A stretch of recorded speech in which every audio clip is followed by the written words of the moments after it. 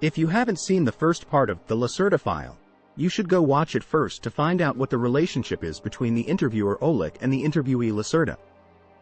At the beginning of the second part, let's first listen to Ole.k's account. I once again reaffirm that the following text is the absolute truth and is not fiction. It was composed from 3 original tape recordings which were made on April 24, 2000 with a tape recorder during my second interview with the reptilian creature known as Lacerta. At Lacerta's request, the original text of 31 pages was revised and shortened to deal with some questions and answers.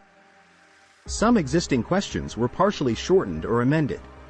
It was even undertaken to extract message and significance from it. This part of the interview, either not mentioned or not mentioned completely in the transcript, deals primarily with personal issues, paranormal demonstrations, the social system of the reptilian species and alien technology and physics. Second meeting rescheduled due to possible surveillance after the first transcript was published. Despite efforts to conceal identity, unusual events occurred after documents released abroad. The interview drew official organization attention to me. I used to dismiss people who claimed the state was following them as jokes. However, my views have changed since January. My phone malfunctioned for hours and made strange sounds when I made calls. Additionally, I stumbled upon hidden data in a concealed directory index, but the name E72UJ could not be explained by a computer expert, and the directory index vanished before I could show it to him.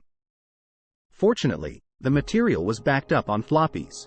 One evening, my apartment door was standing wide open, my TV set was running, and I am absolutely confident that I had turned the TV set off. A UK-branded minivan parked outside my home, with a supermarket logo. It was later seen following my car, even when I drove 65 kilometers away. The minivan was always on the opposite side of the street and I never saw anyone inside. Knocking on the windows had no response. After 2 weeks, it disappeared. EF advised a change of meeting location for our and Lacerta's safety.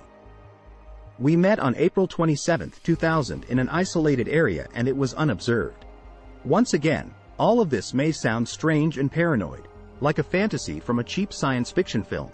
However, I can only repeat to and assure the reader once again, all of this is the unadulterated truth.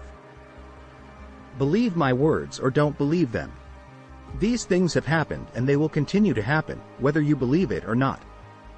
Until it is too late. Our civilization is in danger.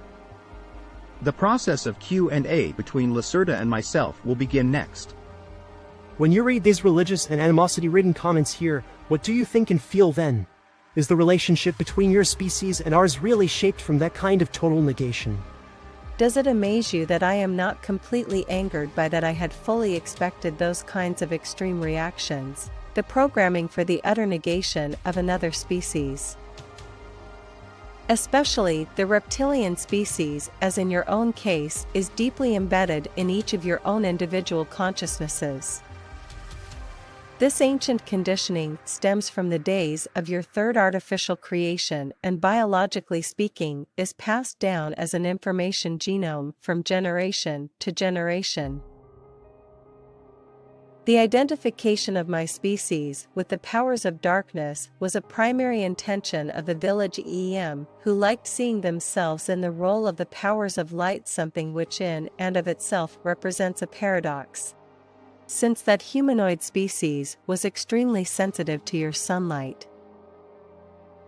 In case you were expecting me to act offended, I guess I'll have to partially disappoint you. These obscure intentions are not really your fault. You are simply following, for the most part, what you have inherited from your ancestors.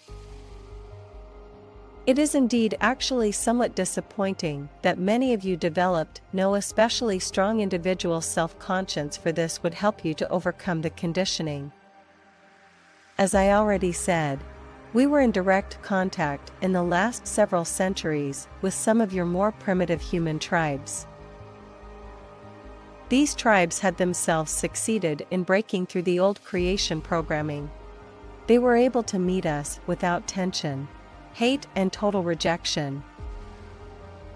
Apparently many of your modern civilized individuals are not in a position to think on their own, but rather let themselves be guided by programming and religion. Therefore, comments of that kind I'd sooner regard as amusing than irritating. They simply confirm in large measure for me my suppositions about your defined mode of thinking. This Q&A session comes to an end, but I'd like to further discuss the impact of religious beliefs and doctrines on people's ways of thinking and behaving.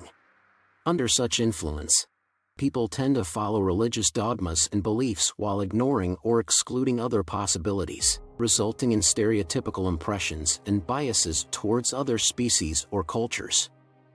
This religious power can be seen to some extent as a programming, as it can penetrate into human consciousness and influence people's values and ways of thinking, thus limiting their perception and acceptance of the outside world. This series will continue, so if you enjoy this video, please like, share, and turn on notifications so you won't miss the next exciting episode. This series will continue, so if you enjoy this video, please like, share, and turn on notifications so you won't miss the next exciting episode.